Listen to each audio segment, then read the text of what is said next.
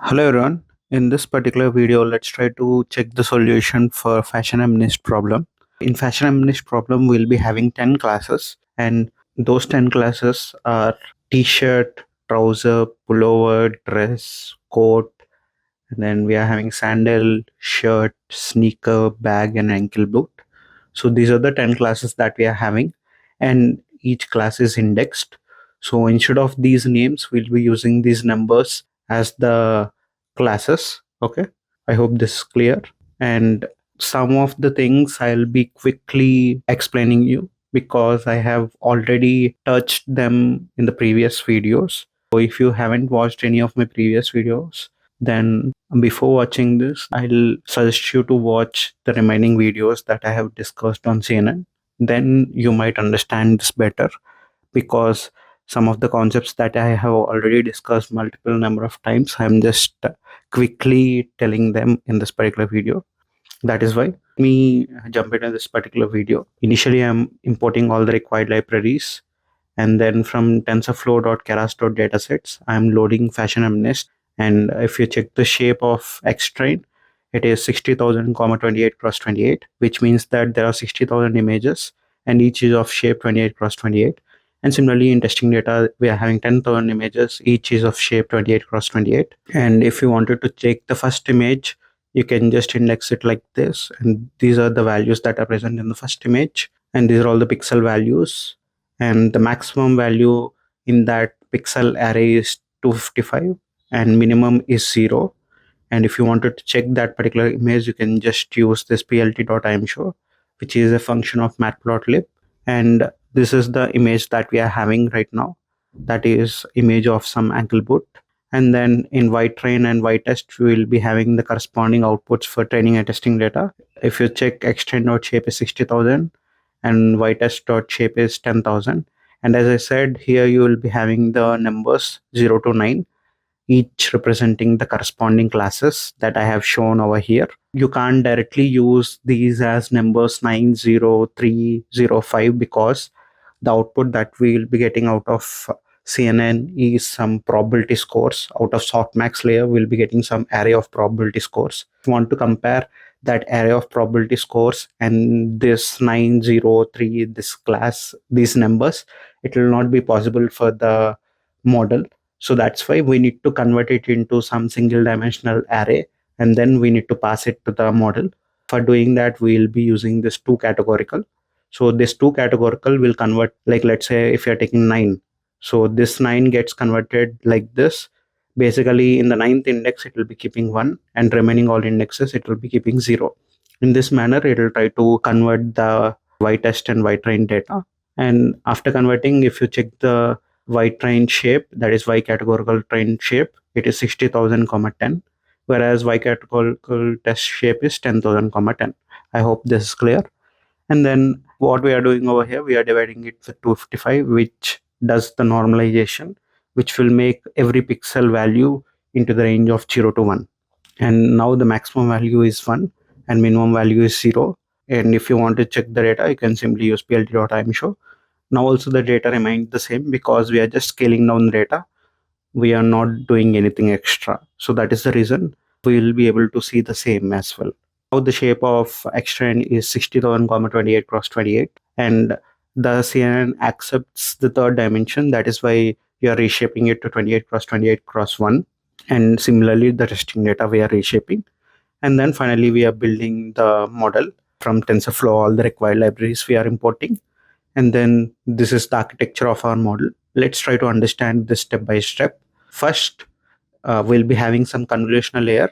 And for this convolutional layer, we'll be passing an input of shape. What is the input shape? 28 cross 28 cross 1. This is our input image shape. And this is convolution layer. Convolution layer, what we'll be having? We'll be having something called as kernels or filters.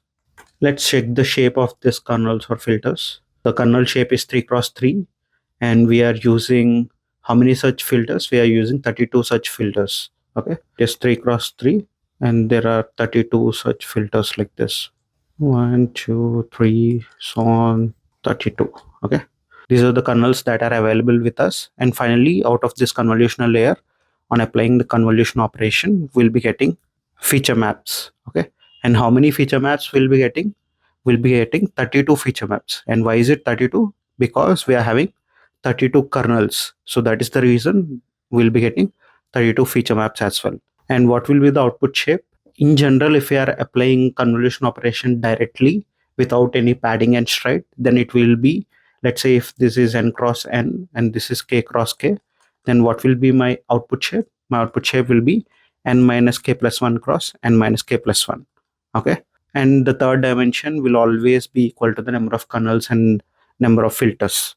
Let's see whether we are having any padding or stride. So if we carefully observe this particular line, at last it is written padding equal to same. As padding equal to same is there, the input and output shape will match. It will be 28 cross 28 cross. The third dimension will be 32 because we are having 32 such kernels or filters. Okay. So I hope this is clear. 28 cross 28 cross 32. Why is it 28 cross 28? Because we are having padding equal to same. Whenever padding equal to same is there, it will automatically pad to the input in such a way that after applying the convolution operation, both input and output shape will match. Hope this convolution operation is clear for everyone. And after convolution, we might apply some ReLU. Even after applying ReLU, it's like applying on this. And once we apply some activation function like ReLU, the shape remains the same. So that's why I'm not discussing about the ReLU layer. Now let's directly move on to the next pooling layer. In general, after convolution, we'll be having some ReLU layer, and after ReLU layer, we'll be having the pooling layer. Now let's directly jump out on this pooling layer. And here we are using max pooling strategy, and the pool size is 2,2. And here also we are using padding. Let's try to understand this as well. To this pooling, what will be the input shape? The input shape that it will be getting is 28 cross 28 cross 32. That is because directly from here we will be getting the input. That is the reason the input shape is 28 cross 28 cross 32. This is given as input. Here what we will be having, we will be having something like window size or the pooling size. It is 2 cross 2. Okay. In general, if there is no padding or specific stride, by default there will be stride of 2. Let's see, are there any stride or padding specified? If you carefully observe here, there is padding equal to same. If padding equal to same is there in case of pulling, then let's see how it will be working. Basically what it will be doing is, let's say if my input is n cross n and let's say the stride is some s. So in such case, what it will be doing is, when padding equal to same is present with input shape of n cross n stride of s, then it will be adjusting the output shape to be like this, n by s cross n by s. This will be my output shape when input is of size n cross n and stride is of s, when padding equal to same is there. This will be my output shape. In this specific case, my input shape is 28 cross 28 cross 32. We don't care about third dimension. Third dimension will remain the same in case of pooling. Third dimension we can write as it is. But if you are checking about the first two dimensions, if this is not there, we know there is some standard formula that we can apply. In this particular case, what will be my stride? Stride will be by default in case of pooling layer, it will be 2 that we will be getting from window size. Stride 2 can be applied, and we can apply the formula that we have discussed in the previous videos, and we'll be getting the output shape. But when padding equal to same is present, then it will convert it like this. Here n will be 28 and stride is 2, so it will be 28 by 2, and here also it will be 28 by 2, and it is upper bounded. The output that we'll be getting will be 14 cross 14 cross 32. I hope this shape is clear for everyone. Whenever there is stride s and padding equal to same is present, this formula it will be using, that is n by s upper bounded. Without stride and padding equal to same is there, then directly input shape and output shape will match as we have seen over here. So here padding equal to same is there, both input shape and output shape is the same. But if stride is there, then it will try to match like this, that is n by s cross n by s. Here there is stride and also padding equal to same is there. That is the reason we are using this specific formula. And if this is not there, then we'll use the normal pooling formula that we use every time. I hope this is also clear. Now after this pooling layer, we might have another convolutional layer. We have already seen one convolutional layer. This is the second convolutional layer. And for this second convolutional layer, what is the input shape? The input shape is 14 cross 14 cross 32. And in this also we'll be having kernels, right? Here also we'll be having kernels or filters. Let's check the shape and number of kernels that are available. In the second convolutional layer, the shape is 3 cross 3 and the number of kernels is 64. And here also we are using padding equal to same. By observing all this, can anyone comment down what will be my output shape? Padding equal to same is there, and the kernels size is 3 cross 3. And how many such kernels are present? We are having 64 such kernels. Now let's try to see what will be my output shape. Please comment your answer for the output shape as well, because so many will do wrong. I'm sure that you will do wrong in this specific case. That's why I'm asking you to comment. After commenting, check the answer. Now the output shape will be, as the padding equal to same, these dimensions will match. That is why it will be 14 cross 14 cross, and there will be only 3 dimensions. Don't think that there will be 4 dimensions like 32 cross 64. This is not possible. There will be only 3 dimensions, and third dimension will always be equal to the number of kernels or number of filters. Okay, this will be my third dimension. This will be the output shape that we'll be getting. There are 64 kernels available. That's why the output shape will be 14 cross 14 cross 64. Now let's try to understand how we are getting this 14 cross 14 cross 64. Basically, here you are seeing the kernel size to be 3 cross 3, but actually the kernel size will be of 3 dimensions, that is 3 cross 3 cross. The extra dimension will be same as the input dimension. Like here also the kernel size will be 3 cross 3 cross 1, that is from the input third dimension. The third dimension is 1. Here also the third dimension will be 1 only. But here if you observe, we are having a third dimension of 32. So that's why by default my kernel size will be 3 cross 3 cross 32. It will not be 3 cross 3 only. This 3 cross 3 cross 32 sized kernel will apply convolution operation. That means first 3 cross 3 cross 32 portion will get covered. So for 3 cross 3 cross 32 portion, we'll only be getting one output. After that, we'll move according to the stride, padding, everything. And finally, the output shape that we'll be getting on this 14 cross 14 cross 32 for this one kernel is 14 cross 14 only. And how many such kernels we are having? We are having 64 kernels. So the same operation will applied with all these kernels. And how many number of times? 64 times. And for each time we'll be getting one output, and total it will be 14 cross 14 cross 64. I hope I have explained you clearly how this output shape is 14 cross 14 cross 64. If you have doubt, then please comment down. Then I'll try to explain it in more detailed way in some other video. I hope it is understandable. Basically, here we are having we are thinking that it is only 2 dimensional, but it is 3 dimensions. The third dimension we'll always get it from the input. As here it is 14 cross 14 cross 32. In general, what we'll do in convolution, we'll try to cover everything in the input, right? Here it is 3 cross 3. It is covering 3 cross 3, and the depth will be 32. So that 32 portion will also get covered along with this 3 cross 3. That we are not seeing as of now. That's why we are feeling that like we are doing something wrong. But actually, it is covering the whole portion with one kernel, and on covering the whole 14 cross 14 cross 32 portion with this kernel, we will be getting an output of 14 cross 14.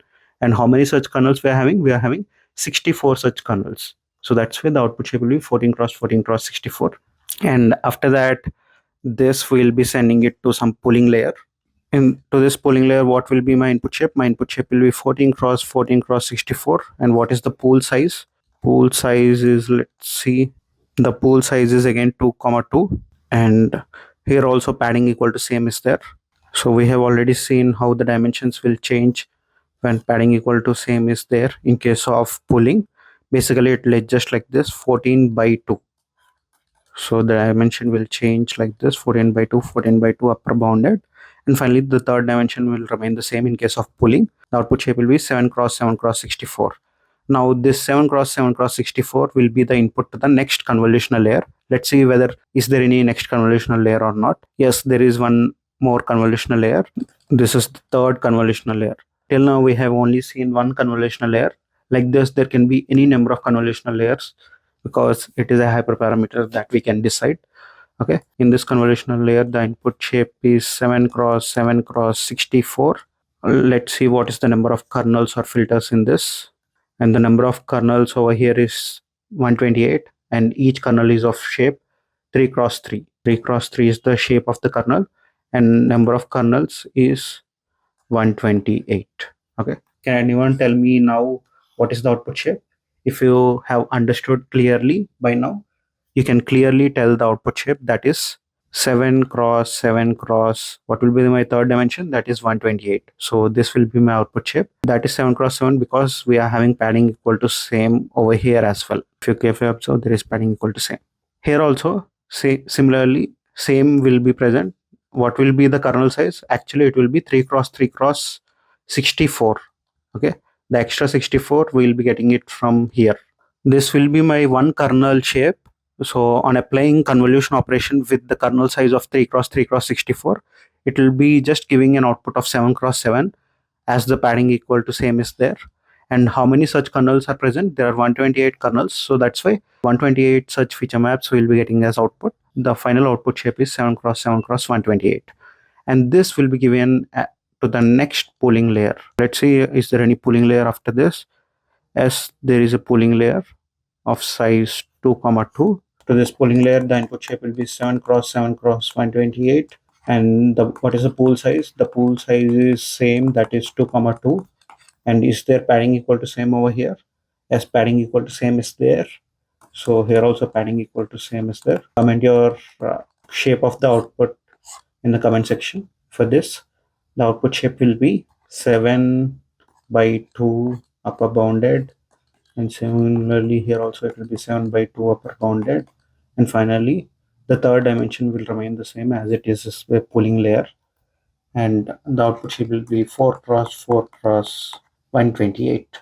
After this, we are applying flatten. So that means we will arrange all of these 4 cross 4 cross 128 as inputs to some ANN. There will be total, how many number of inputs? 4 cross 4 cross 128 number of inputs. And these 4 cross 4 cross 128 number of inputs will be passed to a dense layer of 128 neurons.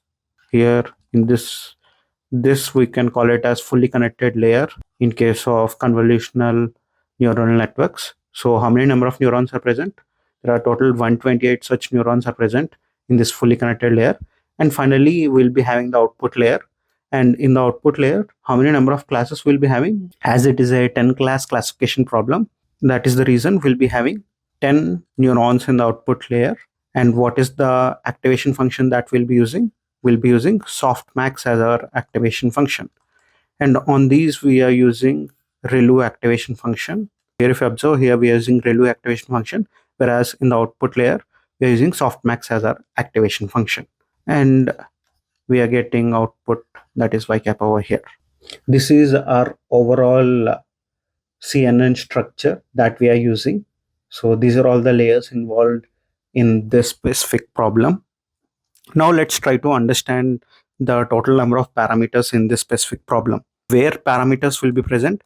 Parameters will be present in this ANN part. It is very similar to ANN, that's why I'm simply calling it as ANN part. After this ANN part, we'll be having parameters in convolutional layers. In this convolutional layer, we'll be having parameters. And what are the parameters? Simply these kernel matrix values are my parameters. And in the previous convolutional layer, that is convolutional 2 layer, will be again having parameters, and these kernel matrix values will be my parameters. And here also we'll be having my parameters, and these kernel matrix values will be my parameters. Let's check the exact count of these parameters. Like here, these are fully connected like this. The total number of weights in this, like let's say this is W0, then can you guys comment on what is the total number of weights present in W0? It will be 128 cross 10 plus 10. This extra 10 will be bias terms. Okay. So this we have discussed multiple number of times. That's why I'm not telling in details. And what will be the number of weights in this? Let's say this is represented with W1. then the number of weights in W1 will be 4 cross 4 cross 128 cross 128, because in this there are 128 neurons, right? Into 128 plus 128 will be there, because there will be 128 bias terms each for these neurons, like for this one, for this one, for this one. If we add all of those, then it will be 4 cross 4 cross 28 cross 28 plus 128. So this will be the total number of parameters in W1, and this is in W0. Okay. And if we go to the pooling layer, in pooling layer, are there any parameters? There are no parameters. Okay. Pooling layer doesn't contain any parameters. And in convolutional layer, we'll be having kernel matrix values as our parameters. And let's count what will be the total number of values that we'll be having, or what will be the total number of parameters that we'll be having in this. So let's say we are denoting it with W2. Here we have denoted it with W0, W1. Let's say this is W2, and the total number of weights in W2 will be 3 cross 3 cross 64, because each kernel size is 3 cross 3 cross 64. That is why we'll be having kernel size as 3 cross 3 cross 64. And how many such kernels we are having? We are having 128 such kernels. Okay, so that's why this is multiplied with 128 plus 128. So for each kernel we'll be having one bias term. That's why it will be plus 128. Total number of parameters will be 3 cross 3 cross 64 cross 128 plus 128. And then if we move on to the convolutional 2 layer, here calculate and tell me the total number of parameters. It will be 3 cross 3 cross 32. This will be the kernel shape, followed by number of kernels. What is the number of kernels? 64. Okay, plus how many bias terms will be there? For each kernel will be having one bias term. That's why this will also be 64. So this will be the total number of parameters in, let's say this is W3. So previously we used W2. Yeah, W3. So in W3, total number of parameters will be 3 cross 3 cross 32 cross 64 plus 64. And let's see in W4 what will be the number of weights. Say this is W4. The number of kernel matrix values in this will be 3 cross 3 cross 1. This will be my kernel shape. And how many such kernels were present? There are 32 such kernels, and there will be 32 bias terms as well for each kernel. So this will be the total weights in W4. Okay. And what kind of problem it is? It is a multi-class classification problem. And as it is a multi-class classification problem, what is the loss function that we'll be using? If you guys have seen my videos, this you can clearly tell me. The loss function that we'll be using is categorical cross entropy. The categorical cross entropy we'll be using, we'll be getting the loss that is made by the model. After that, we'll be using some advanced optimizers. That is the third step, like ADAM, ADAGRAD, RMS prop. We can use any of these, ADA delta. Like that, there are multiple optimizers. We can use one of those. And in these, we'll be updating the parameters using these. And while updating, we'll be following some specific way that we call it as simply backpropagation. And according to backpropagation, we'll be updating the last layered weights. That is, first we'll be updating the W0 weights. First, we'll be updating the W0 weights, because that is the last layered weights. And once we update all the weights in W0, then we'll be updating all the weights in W1. Once we update all the weights in W1, then we'll be moving to the previous convolutional layer. The previous convolutional layer is convolutional layer 3. So in this, we'll be updating all the parameter values. That is, these kernel matrix values will be updating. And after updating all the kernel matrix values of this convolutional 3 layer, then we'll be updating all the kernel matrix values of this. Okay. After updating all of this, then we'll be updating all the kernel matrix values over here. Like that, in this way, we'll update all of these weights. And after updating all these weights, we say that we have completed one iteration. It is not an epoch, it is an iteration. Like it is updating for one batch of points. If it is completing all batches, then we call it as one epoch. So all these details we have discussed in the previous videos. This is about the architecture that we are using. And finally, if you wanted to check the shapes, you can check it over here. So 28, 14 cross 14, 7 cross 7, and then finally 4 cross 4. Everything is perfect. You can check the number of parameters as well. Are we calculating correctly or not? This will be our total number of parameters. And then The loss that we are using is categorical cross entropy, and the optimizer is Adam. And after fitting, and here we are giving batch size and number of epochs as well. And validation data we are using as testing data only for now. If you observe the loss, how the loss is changing, this is our validation loss. Our validation loss is increasing like this, whereas our training loss is reducing like this. That means we are overfitting. So whenever we are overfitting, what we can do, we can apply some regularization techniques. Okay. Similarly, if you observe the accuracy as well, this is like this, whereas the training accuracies keep on increasing. That means simply we are overfitting. So whenever we are overfitting, we can apply some regularizations like early stopping, and also we have discussed dropout, all these things in case of neural networks. These will work the same. The early stopping will work the same, whereas dropout, if you are seeing in case of convolutional layers, in convolutional layer, like if you are applying, let's say, dropout, then what it will be doing is it will make sure that it will mask few of these. Like let's say we are keeping dropout as 0.3, then 30% of these values will be masked, which means that like the output that we get out of it will be zero simply. Okay, so that is dropout in case of convolutional layers. In that way, after applying dropout and early stopping, let's see how our model is fitting. Now if we observe the loss, it is like this. My training loss is going like this, whereas validation loss is also like this. So I hope this is clear. Well, means I'm just quickly going through all of these because in the last video only we have seen all of these clearly. And finally, we'll be using accuracy, precision, recall, this classification report on the data that we are having. So this is on the testing data, and it is performing really well. It is overall showing 93% accuracy, which is really good. Okay, and this is our confusion metrics as well.